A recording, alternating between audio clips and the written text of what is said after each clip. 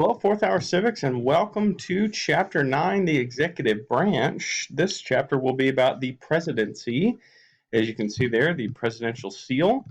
How legit would it be to go out and go give a speech and they put a little plaque on the front of anything that you talk from, including the back of Megan Sweeten's head, and you've got the presidential seal of the United States of America in front of you. What a powerful position. What an important position. So there are about 20 slides, and this program that I'm using will let me record for 15 minutes at a time. So I'm going to probably break this up into two. You're not going to get the full meal deal like you would in class, but I will go over these terms and then leave it to you to do some individual research for your test that'll be coming towards the end of the week. So without further ado, Chapter 9. Here we go. First of all, the president is the head of the executive branch. We have covered the legislative branch of the House and the Senate here. There is the president, often a white dude with gray hair, and the vice president, often a white dude with younger and darker hair. And for those of you counting at home, we'll be doing the judicial branch next. And goodness gracious, are there some old people on the Supreme Court. So we will get there as we go. Okay, first, how do you become president? What are the qualifications for the presidency? The presidents serve terms that last for 4 years and then may run for re-election. That was not the case at the beginning of the nation, but we will get there in a moment. So at first, the president could serve as many terms as possibly wanted. George Washington was elected unanimously. That does not mean that every single person in the country voted for him, but that means, according to the Electoral College, he won every single state in the country, 13 of them, both times that he ran, and could have run for as long as George wanted to run, but he set up a precedent that he would stop at 2 terms. So he would be the president for 8 years, and then he would stop. Every president since George Washington followed that, except for Franklin Delano Roosevelt, who served 4 terms. Now, he was president during the Great Depression and World War II, so you could make an argument that there was a reason for him to continue to be president to get us through those crises, but you can figure that out on your own. After Franklin was cold and dead in the ground for a while, Congress and the nation approved the 22nd Amendment that says presidents are limited to only 2 terms.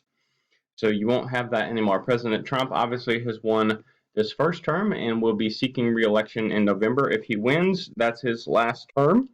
If he loses, he could potentially come back and run in 2024 because you can serve 2 terms. They don't have to be back-to-back. You've got to be at least 35 years old. You must be a natural-born citizen. You have to be born in the United States. You cannot have been born in France and come to the United States to be president of the United States. However, if you are Amelie Murdoch and you were born in Germany on a military base, that is legally U.S. soil, and so Amelie is actually eligible to run for president of the United States. And if anybody else in class obviously was born on a military base, you are eligible to run as well. Now, there's one more thing. You must have lived in the United States for at least 14 years. President Obama, you'll recall him as the president before the current one, spent a few years of his childhood in Indonesia because his mom was a college professor. So he was born in Hawaii, went to Indonesia, moved back here to the United States as a 10, 11, 12-year-old, finished high school, college, and became a law professor here in the United States. Then he ran for several offices in Illinois and then U.S. Senate, and then he became president. So you can leave. You just have to come back for 14 years before you're eligible, and they get paid $400,000. Next, the president, he or she, is known as the chief executive. It's called the executive branch because they carry out or execute laws Congress makes. The president does not ever make laws. He executes the laws that Congress makes. Remember, it's the primary job of Congress to pass laws. So the president can't be stepping on their toes, doing their job for them. He or she is the person who executes the laws. They appoint about 4,000 officials to the executive branch. I don't know who has the most Facebook friends, Instagram followers, Twitter followers, TikTok humans. I don't even know what you do with TikTok, so go for that. I don't know who has the most in the class, but I would almost guarantee you that you don't even know 4,000 people to appoint to jobs. In fact, there is a story of Andrew Jackson who went around the country in the 1820s running for president and promised a whole bunch of people jobs. Well, it turns out those people, when he was elected president, came to the White House to get their jobs the first day he was inaugurated, became president. So the cute little party that they had scheduled for inside the White House, they had to move to the front lawn of the White House. The punch that they served at that party was alcoholic. The people seeking their jobs got drunk, came into the White House, and smashed it all up. And Andrew Jackson had to pay to repair the inside of the White House. So the moral of the story is you can get favors from people by giving people job opportunities, but gosh dang, be careful if you serve them alcoholic punch and they go crazy on the front lawn of the White House. They were getting lit. One of the first and most important powers of the president is the commander-in-chief. Those of you who wrote about Harry Truman during your presidential power newsletter will recognize this power of the commander-in-chief. This means that the president gets to set the military goals for war, i.e., it was President Obama's call to send in SEAL Team 6 after bin Laden. Now, obviously, they did all the hard work. The CIA and other intelligence professionals found who they thought was bin Laden. So clearly, it's not like Obama killed bin Laden himself, but there is only one person in the government that can say okay to sending in SEAL Team 6. President Obama did that. They got bin Laden right over the left eyebrow and put his body in the bottom of the ocean where he lies with Megatron, waiting for the Allspark to revive him. The president can also replace generals because he or she is in charge of the military. Abraham Lincoln was famous for replacing Union generals in the Civil War until he ran into Ulysses S. Grant. He called some of his earlier generals baboons, children. He made fun of them to their face. He wrote letters to them where he ripped their guts out. He was not happy with his generals.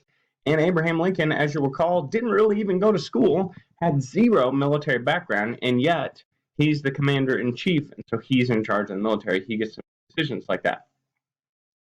As we discussed last chapter, if you'll recall, Congress has passed something known as the War Powers Resolution, where the president can send troops in for 60 days without the approval of Congress to any nation he or she wants to. Now, at the end of 60 days, he or she has got to come and get the okay from Congress.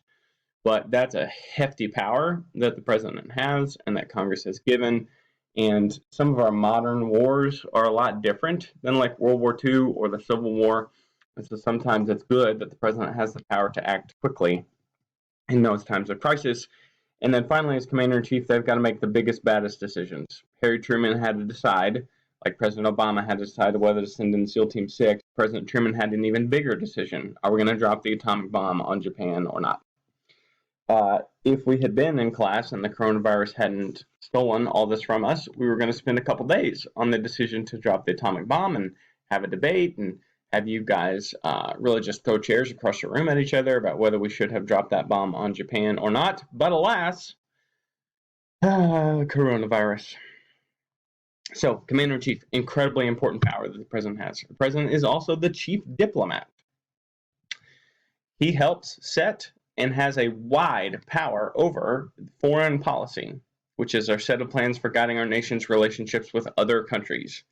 Like, for instance, we are kind of frenemies with China and Russia. Like, if we sat down and we ate lunch with them at a table at lunch and they got up, we would turn to Great Britain and we would be like, OMG, did you see what those countries had on? Like, we pretend sort of like we like them, but I think on the down low, we don't really like them. However, countries like Great Britain or France, Germany, Italy, Spain, Israel, Canada, Australia, we are great friends with a lot of those countries. And so that has a lot to do with how the president feels and the way the president interacts with them. So the president himself will most often help make treaties. But then the president has to send those treaties to the Senate where they must okay them. So a treaty is usually a huge agreement to end a war or say to like reduce nuclear weapons between two countries. And that is not something the president can do by themselves, but it has to go back to the Senate, and the Senate has to say okay or not okay on treaties. Oops, went too far, sorry. The president then appoints ambassadors, because the president can't be at every country. And so in almost every single country in the world, except for some of the weird ones like North Korea, we have an ambassador who is there to be, this is the person that represents the United States in that country day in and day out. It is actually legal for ambassadors to commit any crime in the country because they have something called diplomatic immunity. We cannot arrest the ambassador to Germany if he went on a Grand Theft Auto killing spree, like getting in a car and just running people over to see how high he could get his star rating. We cannot arrest him unless the German government gives us permission to. So it's kind of an interesting thing there. And then finally, on this slide with the diplomat, he can make executive agreements. These are agreements with other countries that don't need Senate approval, like trade agreements, like aid to other countries. If we were to send, after the coronavirus is passed, if it's cropping up real bad in another country, and we send a bunch of ventilators and masks to, say, I don't know, Brazil, that is something the president can do on his or her own. When there was a terrible earthquake in Haiti, President Obama released billions of dollars in aid to the country of Haiti to help them kind of rebuild. Those funds are set aside by Congress, and so the president doesn't have to ask. The president can just act in some ways. Usually, though, these are much smaller things, and the treaty are for the huge, important legal kind of things that we need to take care of. The president is also, I'm just trying to move fast here, the legislative leader. Obviously, though, if I'm going too fast, you can pause this, you can go back, you can listen to this 45 times if you want to. Totally up to you. The president helps set domestic policy. Okay, now that's a set of plans for dealing with national problems like taxes, or healthcare, or education, or coronavirus pandemic response. The president helps lead that, except here's the deal with domestic policy. Taxes take Congress to change. Healthcare takes Congress to change. Educational items take Congress to change. Now, the president can do a lot more by himself with the pandemic response because it needs to be quick, but the president has a lot more power over foreign policy than he or she does over domestic policy. So sometimes once a year, they will give a State of the Union address for his ideas about where the country should go. That's televised by almost every network. So if you're watching The Bachelor, getting ready to give the rose out, that, oh, we've got to hear the president speak about where the country is going, and it makes everybody mad because their shows are canceled, and hooray America. The president can pressure members of Congress to pass bills, but he cannot pass bills himself. The president can also pressure Congress with the threat of a veto. We can kind of negotiate about what's going to be in the bill. If you send me this junk, I'm going to veto it. I don't like it. And so sometimes Congress will change their minds because they want the president to pass the bills. Let me see how much farther I want to go here. Yeah, this is doing good. The president also picks Supreme Court justices. Very important, though. The Senate must approve them. So President Trump wanted to put Hulk Hogan on the Supreme Court, which is not like totally out of the question, right? The Senate has to approve that. The President Obama selected 2 women to serve, Elena Kagan and Sonia Sotomayor.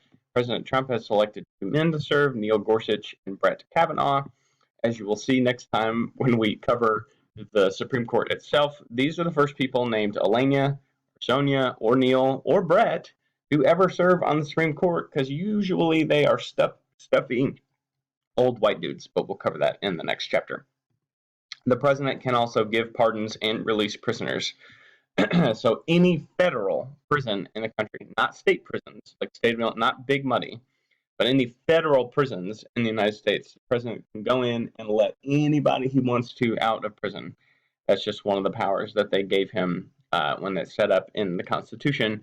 And a lot of presidents, towards the end of their presidencies, will review cases and think like, oh, this guy's probably innocent.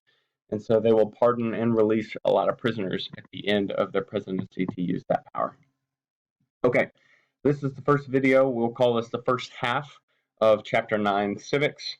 And so I will pick back up with the second half. Again, you can go back, you can review this, you can rewind, you can listen to this again, you can email me questions. I know I got some emailers in this class. Please email the Doo-Doo at me. I am wide open. I'm happy to talk to you about this stuff. All right, peace out.